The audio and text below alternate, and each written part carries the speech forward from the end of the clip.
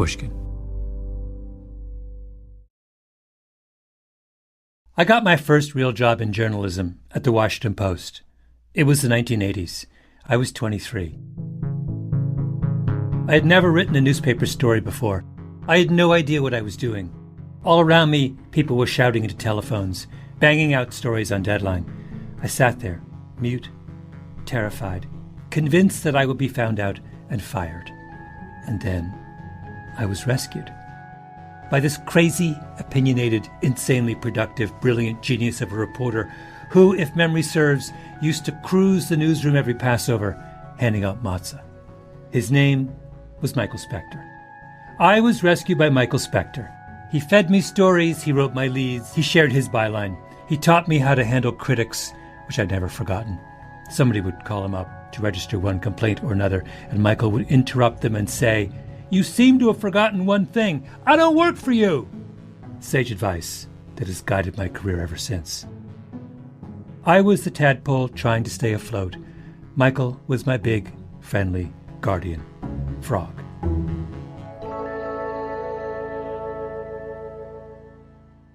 Now, why am I going on and on about Michael? Because when I look out from my office here at Pushkin, whose office do I see? Michael Specter. Tadpole and frog, still together. Michael, thank you for joining me today. Thank you, Mal. I'm happy to be here. Michael Specter, friend of the show, New Yorker science writer, MIT professor, seer of the future, total ham. No, normally, when I do these things, normally I have like champagne in the green room. And where is that? Well, you'll have to talk to Malcolm about that. Yeah, okay. Welcome to Revisionist History, my podcast about things overlooked and misunderstood. I'm Malcolm Gladwell. Today on the show, an old friend gives me the inside scoop on the future of life on Earth.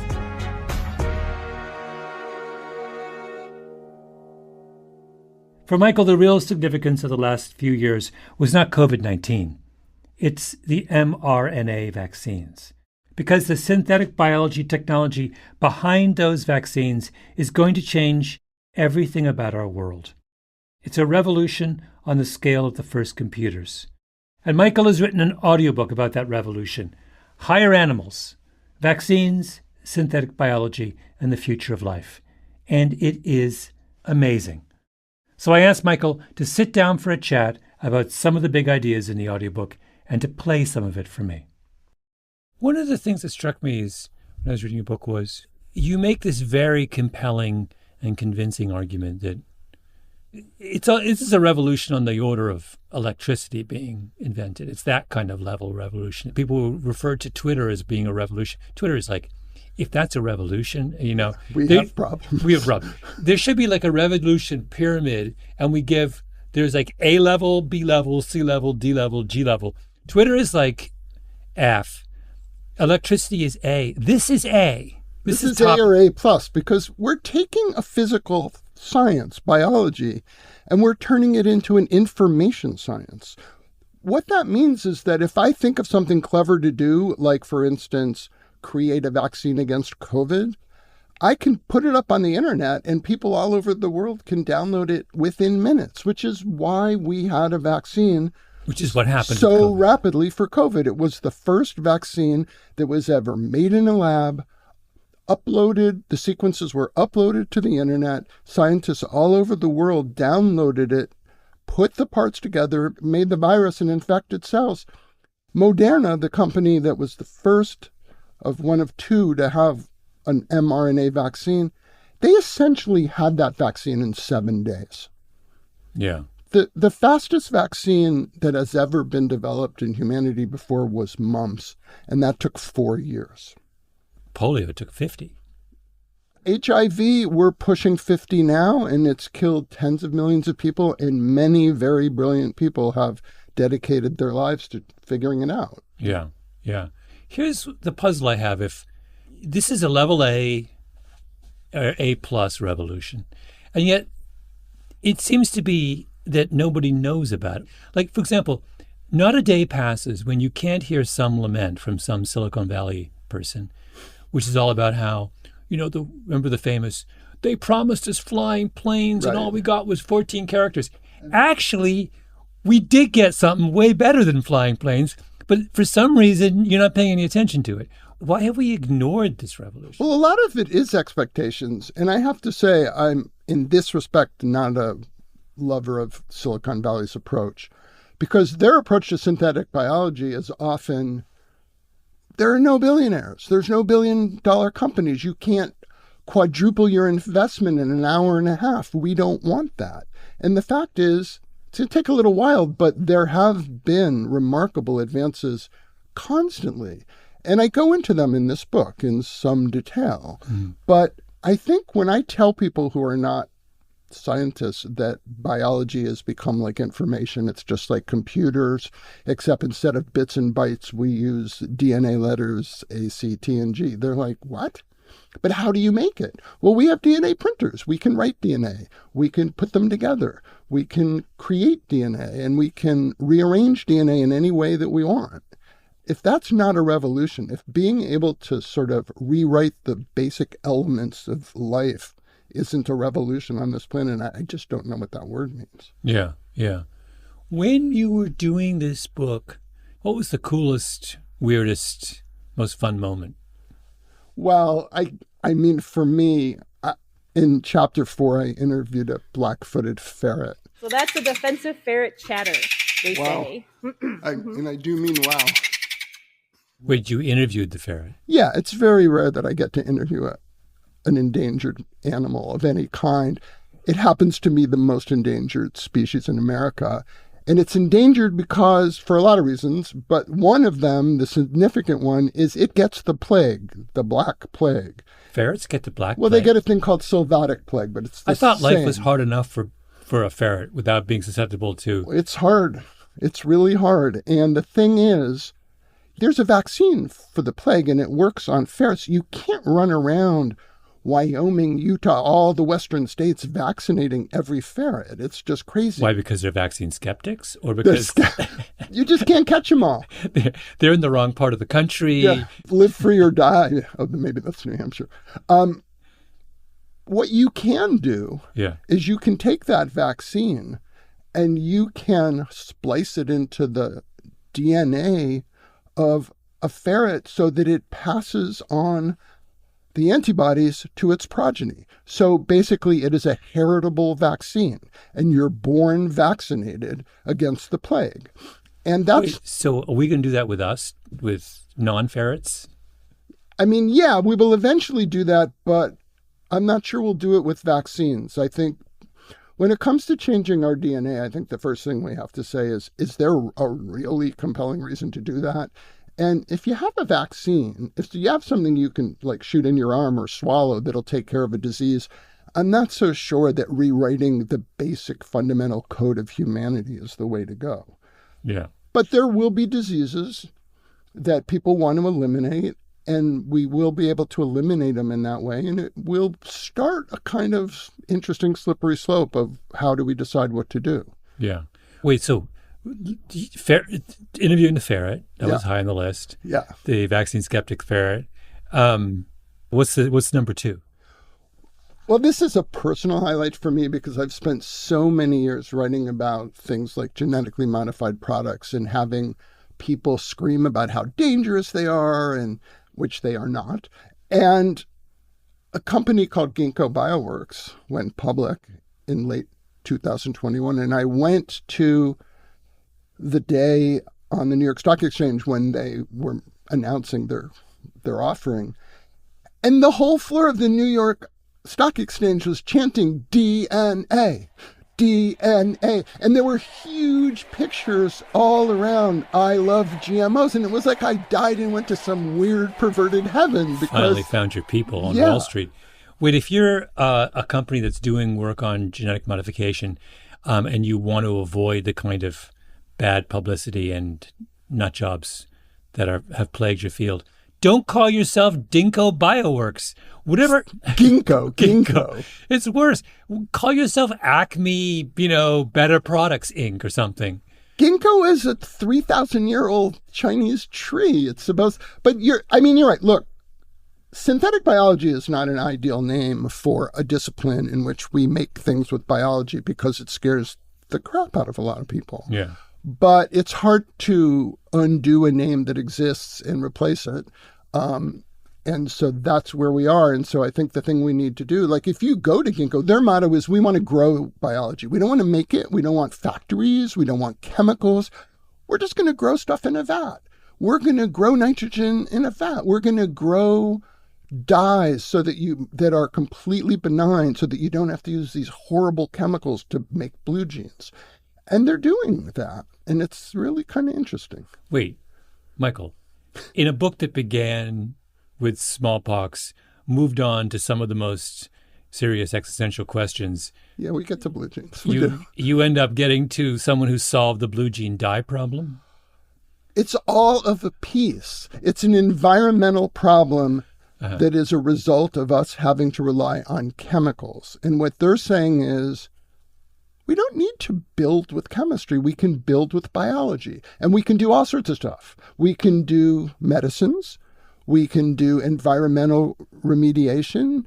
If there's something like, it would boggle your mind to know how much blue dye is made and how ruinous it is for the environment. Mm-hmm. So if you could get rid of those millions of tons a year and just grow it in a vat in a way that isn't chemically derived. I taught bioengineering for a while at Stanford, and those students were more engineers than they were biologists, and they were trying to figure out how to apply engineering to cells. And in a lab now, you'll have people who know a lot about biology, but they might know more about systems biology and computers and engineering, and you can't really do biology anymore unless you have those people ready to call on. This reminds me of the son of a friend of mine is one of those brainy Stanford engineering types, and he does computer science, and he works at some startup, But if you talk to him, it's really interesting. So he's, whatever he is, 22. It's clear he talks about things going on in the world of science in exactly the way he talks about computer code. It's all the same. It is. It's really interesting. It's like, I grew up like you writing about these disciplines as if they were each in a kind of fortified castle on a different hill in southern Italy, right? And you had to storm the hill and, get over the drawbridge in order to understand what was going on in the discipline. Now it's like... Those walls are down. Those walls are... And that's sort of what your book is about, that if the walls come down, it's exciting, but it's also kind of terrifying. I hope I make that point clearly in the book. I think this is a really exciting time, and I don't think it's hype to say we're going to create a lot of solutions to terrible problems. I also don't think it's hype to say that, it used to be, it's just like moving from a giant mainframe computer where it used to take up 4 rooms to a computer on our phone that's more powerful than what sent astronauts to the moon. Well, that's going to happen. It's beginning to happen with biology. And while that is great, it also means there are going to be lots of people who are going to be able to design things on their phone. And some of those things, either on purpose or by accident, are not going to be things we want whipping around the universe or made. And so we have to really start paying attention to how easy it's going to be to make viruses, to alter viruses. And that's one of the things with smallpox. It is now possible, very, very hard to do, and not a lot of people could do it, to make smallpox. Scientists in Canada famously made horsepox, which was a cousin of smallpox. Once you start being able to make those things, you can make them in such a way that they evade the current vaccines. We can then develop new vaccines, and you're in a really ugly arms race. So we need to be careful about that. And for once, we need to ask a question that we never ask, which is, are there technologies we shouldn't use? Yeah. Yeah. So you've written Higher Animals is essentially a book about this revolution. Yeah. I started with smallpox, which there's a bit in the first chapter about the last great smallpox scare in the United States, which was in 1947 in New York. Yeah, a person got on a bus and came to the city, and he could have wiped out the entire population. Oh, someone did? Yeah, someone came to New York City carrying smallpox. In 1947. In 1947, yeah. And you don't know that. It's not written on your shoulder. There's no way of knowing you're infected, and you can create an incredible epidemic. There was a legitimate fear in the lifetime of my mom and your mom that New York City could have been wiped out by one of the scariest epidemics in human history. Incredibly legitimate fear. And the chapter we're going to play for you is about what happened next. And I won't give anything away except to say that New York City still exists. Yes, yes, that's we can confirm that the city is in fact still there. I just thought of a better title for your book. Where were you 3 months ago? Yeah, what? Pandora's Pox. That is good. That's good. Michael, this has been wonderful. The book, Higher Animals, is amazing. And I encourage all of you listening to stick around and listen to Chapter 1. Thanks, Mal. It's been great. Wonderful. Okay, there's your cliffhanger. The near destruction of New York City. How did they stop it? You'll find out in this amazing chapter excerpt right after the break.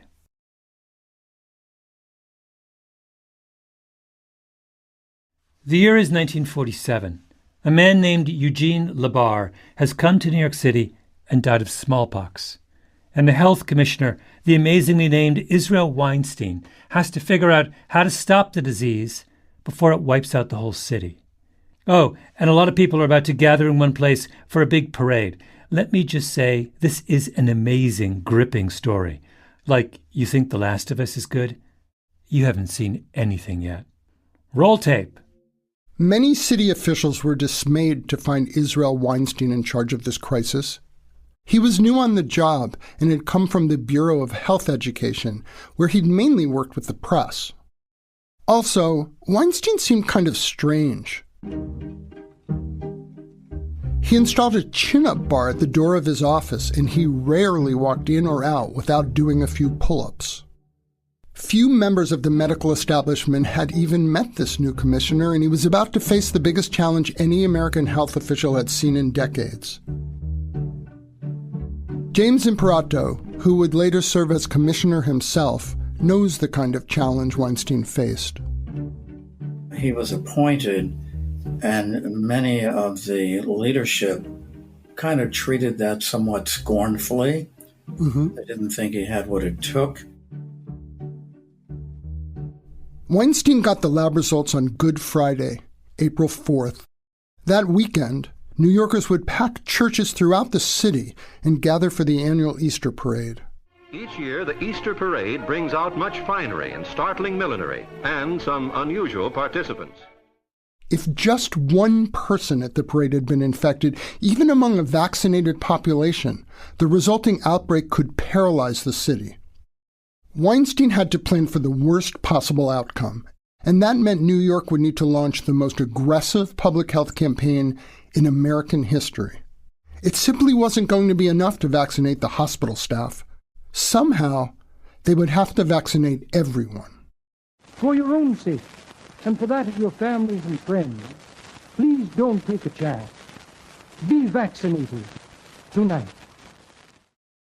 Dr. Weinstein, the New York City Health Commissioner, knew how quickly a virus can spread in one of the world's most densely populated cities, and he needed to stop it before it really started. The Easter parade came only 2 days after the city received the test results, and 1 million people turned out. At that point, fewer than 1,000 had been vaccinated. There was one ray of hope. If a smallpox vaccine is administered soon enough, it can protect people even after they've been exposed. So there was a clear reason to get one. And just days after the parade, news broke that smallpox had infected several other people. The epidemiologist James Imperato has studied this period and says New Yorkers were practically storming local clinics demanding to be inoculated. The department was held in very, very high esteem.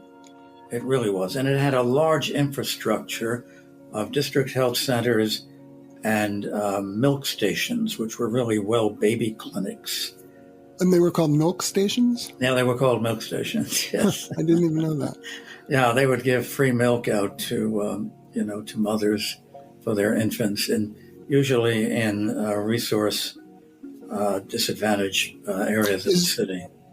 Was that one of the key places where people were vaccinated in 1947? They vaccinated people everywhere. They even vaccinated them in police stations. They used every possible venue that was available, and certainly they mustered private practitioners, of which there were many in those years. They were not really group practices at that point. The mayor received his vaccination in front of the press corps. World War II air marshals went door to door, making sure people knew where they could get their shots. Members of the New York Philharmonic received their shots after a concert at the Lyric Theater. Anybody who had been exposed was offered a choice: get vaccinated or endure 21 days of surveillance by the health department. Everybody, it seemed, was getting vaccinated. At the time, the health department possessed 250,000 doses of smallpox vaccine. That was not remotely enough to meet the demand. The mayor convened an emergency meeting with the heads of the 7 American pharmaceutical companies that made vaccines. He asked for a commitment to provide 6 million doses.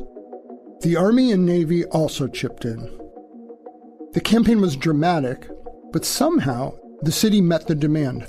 Thousands of people stood in line, often through the night, to get their shots.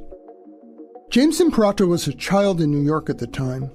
He remembers those events as if they happened last week. 2 of my uncles were Cornell graduates, and they had private practices, and one of them vaccinated me. I recall that very well. He came at me with a huge long needle, which I thought he was going to inject in its entirety into my arm, but it was to scrape in the vaccine. So they had widespread cooperation, and they did not have any difficulty getting people to come out to be vaccinated. They really didn't. Some of that theatrical atmosphere was captured years later in a dark, melodramatic film called The Killer That Stalked New York, about a woman who started, what else? A smallpox outbreak. Oh, no. She didn't deal death out of the end of a gun or off the point of a knife. She delivered it wholesale, just by walking through a crowd. The tragedy was she didn't know she was deaf either. All Sheila knew, she had a headache. It's pretty standard noir stuff. Not exactly high art. But the best part, the strangest part, is the vaccination montage. We have to stop it. Get to the people first. Beat the disease. Vaccinate the whole city. That's really how it happened. 6 million people vaccinated in a month, most of them in the course of about 2 weeks. Almost unimaginably, the city was declared free of smallpox by the middle of April, just weeks after the Easter parade. In all, 2 people died, Labar and the pregnant wife of the man he infected. 12 other New Yorkers became ill. Health Commissioner Israel Weinstein had to deal with the type of misinformation that has now become so familiar. But vaccination was an easy sell to New Yorkers in 1947. The truth had little competition. At no time has any such number been vaccinated in such short period and at such short notice. It's hard to overstate the magnitude of the city's achievement. It prevented a potentially disastrous outbreak. And yet, almost nobody has heard of Israel Weinstein today. Where's his statue, his plaque? When James Imperato was appointed to Weinstein's old job, New York City Health Commissioner, in 1976, Weinstein was still alive, although he had already been forgotten. Imperato decided to give him a call. And he was then living in Brooklyn Heights in Brooklyn. And I did tell him something. He used to keep a chinning bar at the doorway of the commissioner's office. And I asked him if he was still doing it. He said, "Oh, of course I am." He said, "I took the bar with me when I left." Did you like him? Did you think he was a good guy? Or? Oh, he was very agreeable on the phone. Yes, he was. I think in person he generally was considered that way. I mean, when I was in the health department in the 1970s, there were many people who remembered him. They remembered him most, of course, for the smallpox vaccination campaign and also for his chinning bar. Dr. Weinstein left his job as city health commissioner soon after the outbreak. But his massive smallpox eradication campaign influenced more than a few of today's public health officials. New York City, in March and April of 1947, vaccinated 6,350,000 people, 5 million of which they did in 2 weeks. I was a 6-year-old boy who was one of those who got vaccinated. Anthony S. Fauci, the United States' leading infectious disease expert, has tried to do with COVID for all of America what Weinstein did for New York. And the response could hardly be more different. Throughout the COVID pandemic, Fauci has been threatened with death on a near daily basis. Members of Congress have tried to have him indicted and attempted to pass laws to prevent him from being paid. Fauci has frequently been accused of what he has spent his entire adult life being, a government scientist. At one point during the 1947 smallpox scare, Weinstein stated that universal vaccination was the only safeguard against an epidemic. I began writing this book in the story of the 1947 vaccination drive at the height of the fourth wave of the COVID pandemic in the United States, and it was far from the last. That wave came in spite of the widespread availability of vaccines that are far safer than the smallpox vaccine they used in 1947. Sure, America was a different country then. It was a society that sought to protect people from harm. Authority was trusted and respected. The words science and progress were cheered, not denounced. Those 6 million New Yorkers required little coercion, few incentives, and no meaningful debate. Over the years, I have often asked myself, what changed? Why did we become a country so suspicious of authority and of science that millions of people would rather risk death than take a vaccine that has perhaps the best safety profile of any in history? I needed some wider context for what's happened to us. For that, there's no better person to visit than Juan Enriquez. Few people have thought more deeply about the impact that vaccines have had on human civilization. Enriquez, the founding director of the Life Sciences Project at the Harvard Business School, is a futurist, a genomic entrepreneur, and a historian of science. Together with J. Craig Venter, who led the team that assembled the first draft of the Human Genome Project, Enriquez also founded Synthetic Genomics. Enriquez lives in a pleasant suburb of Boston. When I told him I was looking into the history of the smallpox vaccine, he abruptly stood up and left the room. He returned a few minutes later with a long, narrow, and ornately illustrated book, clearly something old and valued, and he began to page through it. What it is it's an inquiry into the causes and effects of variolation vaccine in Gloucestershire and the cowpox. And this is done by Edward Jenner. And the fact that some of our listeners don't immediately know who Edward Jenner is, even though he saved more lives than almost anybody else before or since, is really important. He and I were both staring at this antique folio with genuine reverence. And so what you're looking at is, when he addressed the king and talked about the public causes of vaccines and such, and the inquiry into variolation. Jenner understood that the science of his discovery would only take him so far. Vaccination works on a population, not just a person, and it's a political problem as much as it is a scientific one. So Jenner couldn't just be a scientist. He was an advocate, and the report Enriquez held in his hands was part of Jenner's advocacy. It looked more like the Magna Carta than what it was, a statistical analysis like those that appear in modern medical journals every day. This is one of the most important medical records in the world, and so it's a report on how you saved hundreds of millions of human beings. And very few people value it. And one of the scenarios that you wouldn't come up with is that a political party, where most of the people in the senior levels of that party have been vaccinated, would advocate for their followers not to be vaccinated. And that's just such a perverse scenario that even in a Michael Crichton Andromeda Strain type book, it would be unbelievable. What's extraordinary about these days is that the unbelievable has become reality. We never expected American democracy to be questioned. We never expected science, which is what's made this country the country it is. And having that question is, I think, not just questioning the science, but questioning the very idea of what America is.